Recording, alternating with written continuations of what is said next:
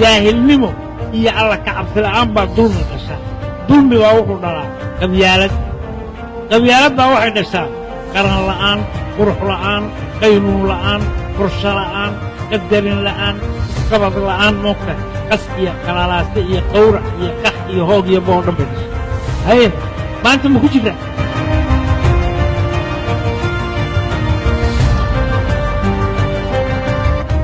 nin weliba adeerkii daalim ah oo tuug ah oo siyaasadda ku jira baa u khudbeeya yidhaahda waxaa nala ka daqay waxaa naloo maleeyey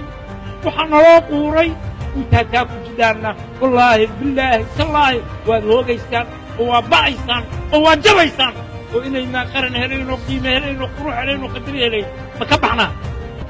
waxaad tihiin aqoon-yahan ma ahidina waxaad tihiin akhristayaal kuwa brofesoorada idiin ahayna waa akhristayaal waxaa ka maraga wuxuunbay abuuri lahaydeen mujtamacaan maanta danu ah dhibka ka saara waa ay xarag horaystaan soo farfadhidaan waxaa maalin walba dhegtiinnu maqlayso ishiinnuna arkaysaa waa inta kamana dagaalamaysaan oo idinkaana u dhallinyaraa haye kuwii xoreeyey baa idin laaleekaa